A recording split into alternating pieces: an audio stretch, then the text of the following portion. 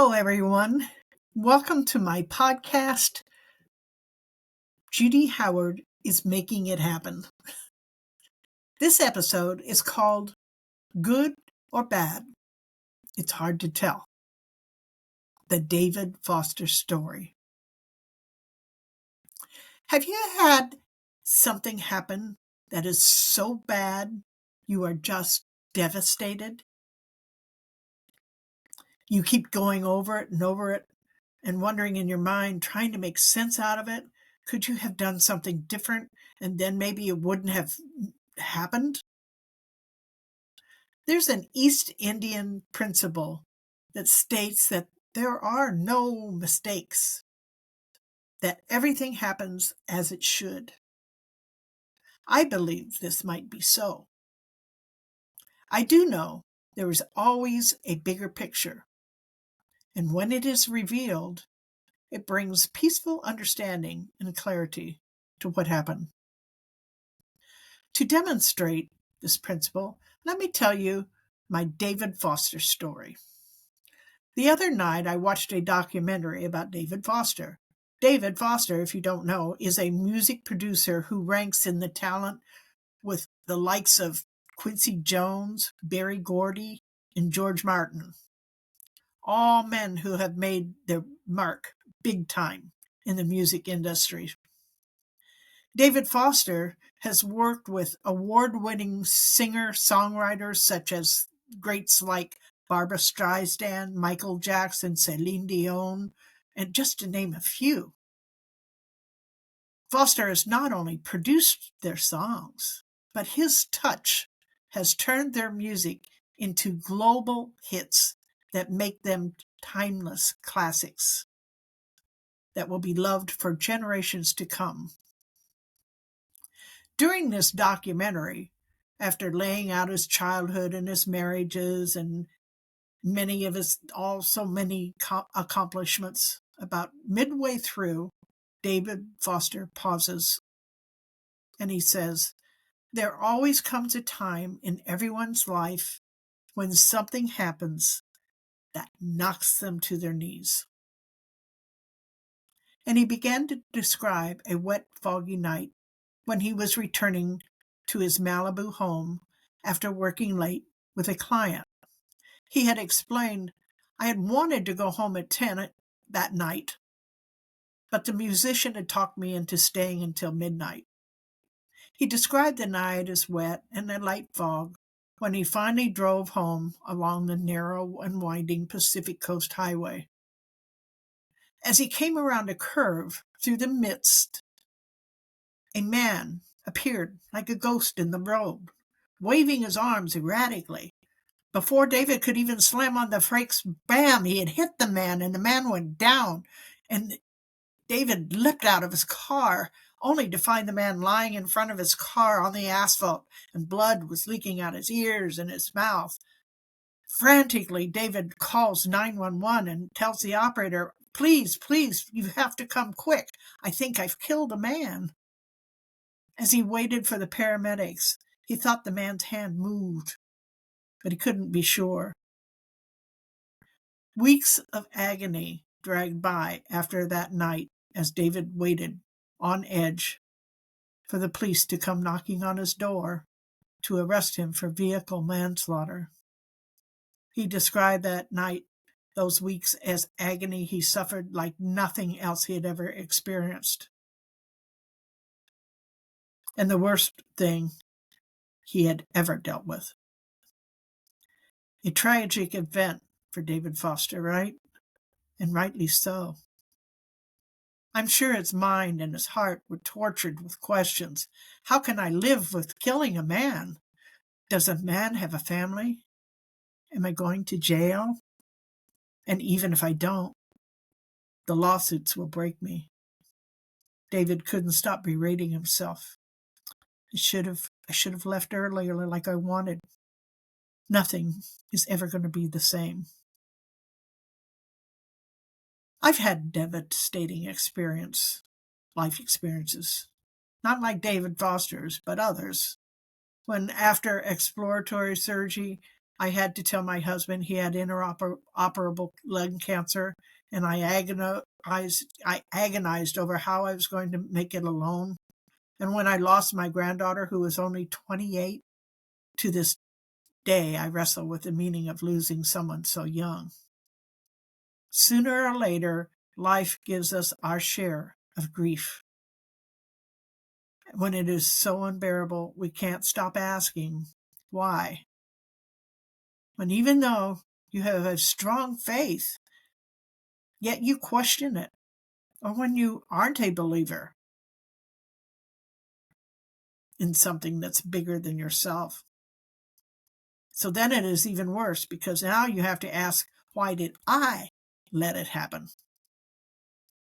There's a parable that dates back to East India. I mentioned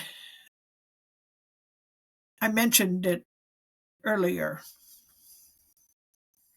It is about a farmer whose horse won a first prize and money at a fair for its beauty. His friends congratulated him. "You are so lucky to have such a beautiful horse." The farmer responded, "Good or bad, it's hard to tell." And not long after that, thieves came to him and stole his horse.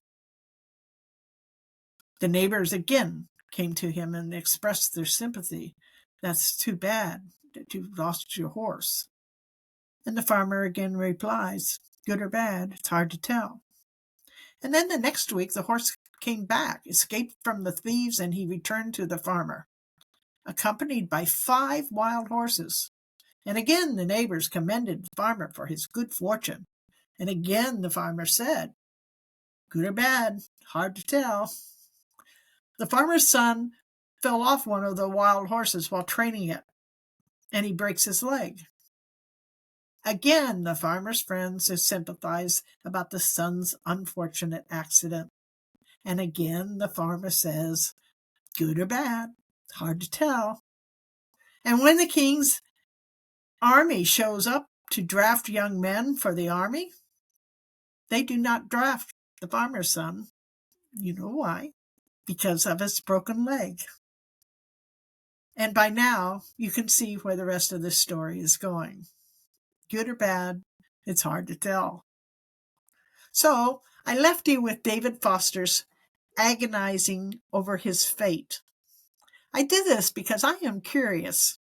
What do you think David Foster's fate was? Was it good or bad? I won't keep you in suspense. The man he struck down, his name was Ben Vereen. Perhaps you know the name. Ben Vereen is an actor, dancer, and a singer. He won a Tony for his performance in Jesus Christ Superstar. And the reason Ben Vereen was behaving erratically in the middle of the road on that foggy, dark night, it was because he was suffering from an aneurysm. And as the doctors explained to David Foster, if you had not struck Ben Vereen down at that exact moment in time, and if Ben had not arrived at the hospital exactly when he did, Ben Vereen would have been dead in 7 minutes. Think about that. After Ben Vereen recovered from his injuries, he called David, the producer, who has created hit songs with everyone he's ever worked with. Ben Vereen asked him, "Am I your biggest hit ever?" That's a nice ending to an unbelievably remarkable story. I often travel by River Road that twists and turns and winds as it takes me to the 3 miles from town to my home, and often in the dark. And now, when I do, I think of David Foster's story. These days, I disregard the panicking voice inside my head who's and listen more instead and embrace an open mind. None of us know what the future is going to lay across our path or how it is all going to turn out. Today, I thank God for the good and the seemingly bad in my life, because I have discovered through all the things that I have been through, the seemingly bad that I thought was so terrible, when I looked at it so more closely, it had always turned out to be the best thing that had ever happened to me. I no longer question why is this happening? Because I know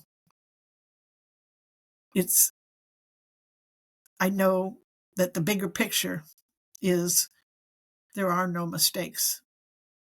Once I push past my fear and reach the other side of it, it will be amazing beyond anything I could have imagined. A trauma is no longer seen as a trauma once you see past it and understand that you are better for it. Ben Vereen certainly was better for his encounter with David Foster, that's for sure. You can't argue that one.